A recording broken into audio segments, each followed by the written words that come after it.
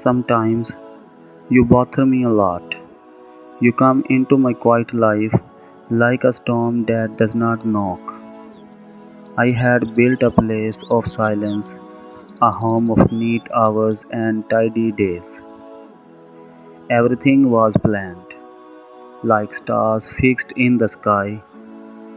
Every room had a rule, every thought had a place.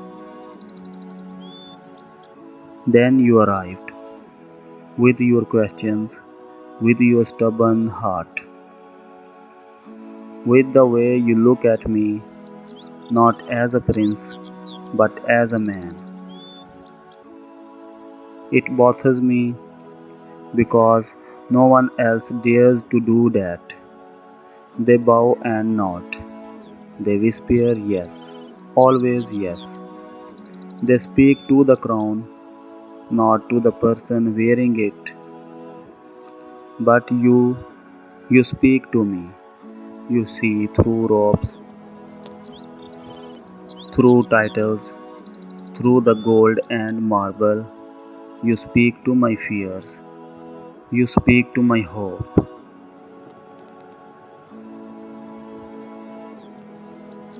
You disturb the balance I was raised to protect. You argue when silence is expected. You laugh when the room is serious. You sit where you are told not to sit. You ask what no one else will ask. You bother me, and yet, in that disturbance, I find myself again. I had forgotten who I was before the crown. I had forgotten the boy who dreamed by windows, who wrote clumsy poems at night, who wanted to be loved for himself, not his duty. You bring him back, you wake him up, you make me feel alive. At night, I lie awake staring at the carved ceiling above my bed. Your words echo in my mind, your laughter lingers like a fragrance. Even when you are not here, you refuse to leave me in peace, and still, I treasure that because it means you are everywhere in the silence, in the wind, in the stillness of my soul. You bother me when you demand honesty, even when the truth is dangerous. You ask for it. I keep some truths in glided box. I dress them in polite words. I hand them to my advisors so they taste of cajun. But you tear the boxes open with a laugh and a look that says, say it as you feel it. You force me to speak plainly about things I have hidden for years. My fears, my regrets, the boy I left behind in the corridors of duty. How dare you make me vulnerable? How dare you remove the velvet gloves of protocol and show me that nakedness can be brave? It unnerves me because the world taught me that vulnerability is a weakness. You teach me it is a kind of power. And that lesson, so simple, so devastating, bothers me because it changes everything. You bother me when you refuse to accept what others expect of you.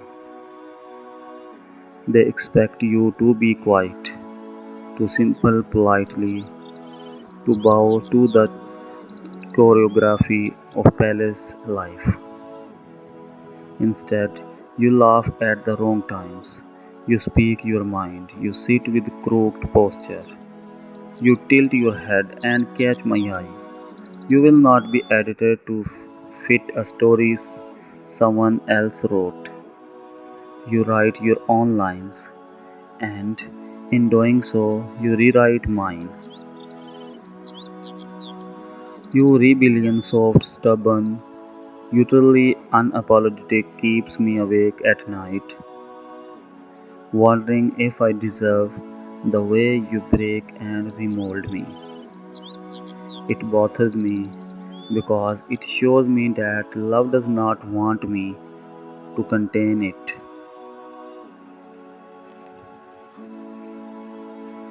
to become it. You bother me with your tenderness. You come to me with hands that heal simple cuts and complicated wounds like. You listen not as an audience but as a harbor. You hand me back pieces of myself I thought were lost forever. You bother me when you test the edges of my patience. You push not to hurt but to understand how far I will go for love. You provoke conversations that peel back layers I had sworn to keep. Sometimes I react with pride, sometimes with softness that surprises me, sometimes with silence that frightens us both. And each time you meet me where I am, not where I pretend to be. You hold me accountable without shaming me. You are stern yet forgiving. You teach me what partnership truly looks like. It is a relentless schooling, and I confess, I resent the lessons as much as I cherish them. Most of all, you bother me because you love me on my worst days, when doubt gnaws at my confidence, when duty becomes a blade and not a shield, when the noise of expectation drowns the quiet of my soul. You love me, not the image the world applauds, but the messy, indeceive, longing man who still writes clumsy verses at midnight. You love the man who sometimes fails to be noble, who sometimes chooses selfishness, who sometimes falters. That love both terrifies and humbles me.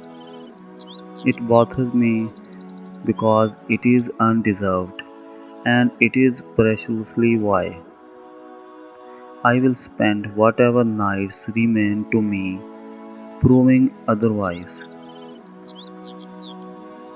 So, yes, sometimes you bother me a lot. You stir the dust in my chambers. You upset the quiet rituals. You speak without permission. You laugh too loud.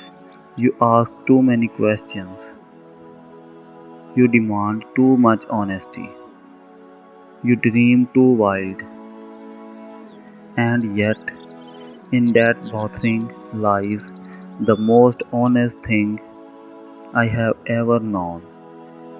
You are a disturbance that become my home. You are a storm that taught me how to dance. You are the mirror I dared not look into until you held it so close. I had no choice but to see myself. If being bothered by you means learning to be braver, kinder, truer, then let me be bothered forever. If your descriptions means I exchange a life of polished solitude for one of messy, radiant belonging, then remove my crown and give me your hand. Because when the noise settles and the world steps back, there is only one sound I want to hear echoing in these halls. The rhythm of your laughter, the cadence of your voice, the soft insistence of your presence, telling me again and again that I am loved in spite of everything I fear. So keep bothering me, keep unrevealing me, keep remaking me, calling me out and calling me home. For a life uninterrupted by you would be a life unremembered. And I would rather be endlessly bothered by you than perfectly at peace without you. Because love is not quiet, love is not polite, love shakes you, tests you, bends you, reshapes you. Love enters your palace uninvited, sits on your throne, and dares to question your crown. And if I had to choose between a quiet life without you and a storm filled with you, I would choose this storm. Every time you bother me because you matter. You unsettle me because you are the only one you can. You turn my world upside down because you are my world. And for that, I am endlessly, hopelessly, eternally grateful.